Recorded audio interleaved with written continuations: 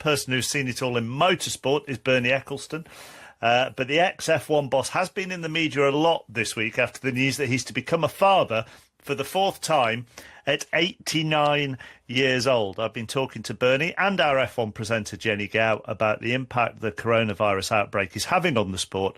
But we began, as we do with the majority of these interviews, by asking if he and his family are all safe and healthy. Certainly well at the moment. I think everyone has to talk about at the moment because things are changing so quickly over the world that, no, I don't think anyone could be too sure about anything. But so at the moment, the answer is yes, it's safe, same sort of thing. We're in Brazil on a farm which is outside of Sao Paulo, a couple of hours outside, and the town which is near to us at the moment haven't got anyone that's got any problems. But as we don't go into the town, it really doesn't make any difference. And we're well and truly locked in where we are. And are Brazilian towns in lockdown, Brazilian towns and cities in lockdown? No. No, they're not at the moment. Sao Paulo is and isn't. They're advising people, but like most Brazilians, they don't always take a lot of notice of advice. The Minister of Health is saying we should follow exactly the same as they are in Europe. And the guy that's in charge of the country is saying it's a lot of nonsense. People should get on with what they're doing and it'll all sort itself out. Natural causes happen and they sort themselves out in the end. So I don't know whether he's right or wrong. When you look at around the world and you see what has happened in so many countries, and you then see how sport has shut down in response to the coronavirus, and you have worked for so many years in sport, how do you evaluate the role of sport at a time like this? I don't, because it's never happened before, so I don't think anyone can. I mean, the trouble is that, sooner or later somebody makes a decision in a major sport, and other people probably think they ought to follow that without really thinking. I mean, at the end, the bottom line is simple. Governments are saying, people can't get together. So there's no point in having a football match, if you like, where you're expecting, 100,000 people, when the government is saying only 2 people can be together at any one time. So the sport really is not in charge at all. It's the governments that are in charge. Bernie, do you feel Formula One are almost in an impossible situation at the moment? Obviously, like most sports, it's a financially driven entity. But, I mean, what could Formula One do that they're maybe not doing already? Well, firstly, you ought to cross out the word most and say all. Not most sports, but all sports. What can they do? Well, there's a million different things. And I said that we should stop the championship this year and start again next year, hopefully, because I can't see it's going to be possible to get the right amount of races in that count for a championship. It's got to be 8 races from memory, and I can't see them getting that in. Because even, let's assume that you could do a deal with the promoters, and they'd say, okay, we'll run basically behind closed doors. We don't care. And you could come to some sort of a financial arrangement with them to do that. You've then got to worry about, will all the teams be able to participate? So they might say, let's see. So it's no good somebody putting on a race and spending all the money to put that on. And then the teams say, well, we did tell you we couldn't confirm and we'd have to let you know later. Well, it's too late then.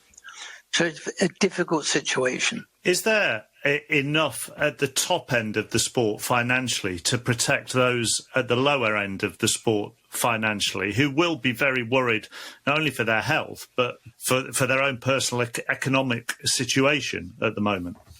You're talking about the teams?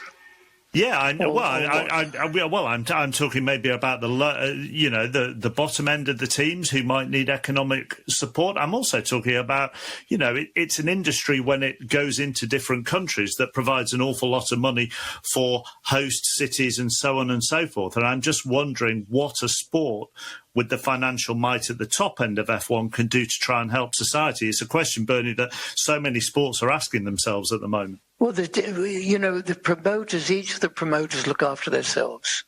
Is it of any interest to any particular side that could help the promoters and say, well, I know we have Liberty people say, I know we have a contract, I know you're supposed to pay us this amount of money and we know you're in trouble, therefore you don't need to pay us or you don't need to pay us as much or whatever. Like that could happen, obviously.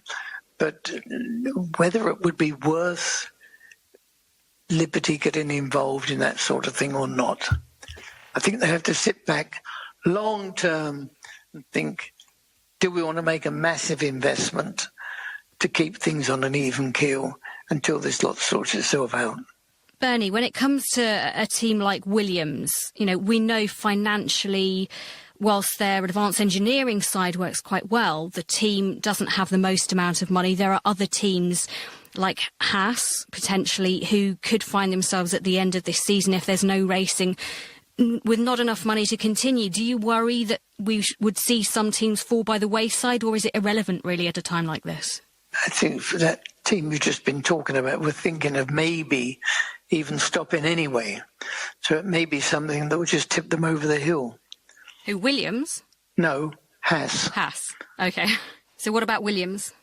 Williams, I don't know. I mean, Frank they seem to always find a way. Frank has been through all sorts of things in his life, up and down. And obviously a lot of that's rubbed off on the rest of the people at Williams. So I don't know. Their engineering side, if that continues to work as it has been, that should be okay. So they need to just cut all their costs for the racing side. On a general chat with you, Bernie, do you miss it? Do you miss the day-to-day involvement? Well, that's always what I was really doing. I wasn't sort of, actually a guy that went to the race to watch the race. I was at the race to do a job. And when I wasn't there and I was in the office, I was still doing a job. So that's obviously, if you've been doing a job like I had for so long, if anyone said, I don't miss it, they wouldn't be telling the truth. Whether it's a good miss or a bad miss, I don't know. Whether I'd like to be involved today with all the problems, probably yes. Has it changed you not being involved, not having the challenge of being involved? Because you say that probably yes with all the problems at the moment. That sounds to me like you would relish the challenge of it. So are you still finding personal challenges to keep the mind ticking over? Absolutely, 100%. I get them all day long. So we try and, overcome them because I've got other businesses to look after. So that's what we try to do. Bernie, you talk about missing it. There have been the odd whisper here and there recently about Liberty being bought out, someone looking to buy Formula One. Is there any chance we could see you back at the helm of Formula One, or at least investing in Formula One anytime soon? No, I don't think so. I don't think anybody would. I don't think Liberty want to sell. So it's no good. A lot of people have said they'd like to buy, or could they buy, or should they buy, or whatever. But I think in the end, you'd have to get Liberty to agree. They've never come forward and said to anybody, we want to sell. So I'm assuming they don't want to. OK, so you haven't teamed up with the likes of a Lawrence Stroll or something to put a big money deal together, or Toto Wolff, and say, you know what, let's take this back? No. OK. Couple more questions, if I can. Lewis Hamilton obviously looking to tie up a 7th championship this year to equal that of the great Michael Schumacher. Let's say that Liberty can get 8 races together. Does that become a hollow championship for Lewis Hamilton because there were only 8 races in the season? I don't think it'd make a lot of difference to Lewis. I mean, he would win whatever to win that championship, whether it's 8 races, 16 or 20. If it's a world championship and he wins it, it goes on the records as he's won a world championship. The terrible thing is he'd win all 8 races. So it wouldn't be a super championship. Silverstone, obviously they've come out recently saying that they're not going to give a decision until the end of the month about whether to postpone or cancel or not. And they've offered the facilities, for several races, maybe going backwards around the wrong way if they need to. Could this be a good thing in the long run for Silverstone, or could it see Silverstone in real financial trouble if a British Grand Prix got scrapped this year? No, I don't think so. I think they've got themselves organised well and truly, not to have to rely entirely on Formula One for anything. You know, they've got a very good brand and they do lots of other things. Now, whether they will be able to continue to do all the things they've been doing outside of Formula One, at the moment, I don't know. It's no more easy for them than anyone else at the moment. I think everyone's having to look at what they've done and can do for the future. Just two more things before I let you go, Bernie, and thank you for your time. The first being, I saw a clip that was posted on social media of you maybe a couple of weeks ago from maybe the late 70s, might have been 1980, which was you talking about how you wanted to bring the fan more into F1, cameras in the pits, maybe a camera in the car to try and give fans something that they hadn't had. Do you think there is still room for innovation in the sport? Well, I'm sure things will change and change all the time and new things will happen. Whether or not, Formula One as a sport relies on people competing. And if people aren't, and if you've got 3 or 4 teams that are racing and you're not sure who's going to win the race and therefore who's going to win the championship, you're in trouble. And I'm pleased to say that last year, it was getting much, much, much, much better. And I was hoping this year would be even better. 40 years on from that clip, and you wanted to bring the fans closer to the sport. There are still sports, not F1, who want to keep cameras and the fans as far away from the inner workings of a sport as possible. Do you find that surprising? Well, it depends how close you allow people to get inside. It's like any company, if you like.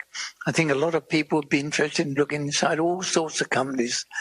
And I think the minute you allow that to happen, you might find people get a bit disappointed because people believe things happen that really don't happen. But as long as they keep believing it, it's good. As long as they don't disappoint the magic, as long as they still believe there's some magic there. Just before we let you go, you're all over the media in the UK this past week on about to become a father again. Congratulations! You excited? Well, thank you. Yeah. Also a little boy, so I missed that up to now. So that would be nice. Due in July, is that right? Just before you turn 90? I don't know where you find the motivation and the strength. Well, this is what happens when you retire, you see. You have a bit more time. Do you think that's an appropriate place to leave it, Bernie? Yes, I think so. And thank you very much for calling. Huh? Congratulations from all of us. Thank you. Stay safe, all of you. Thank you, Bernie. Thanks a million. Thank you.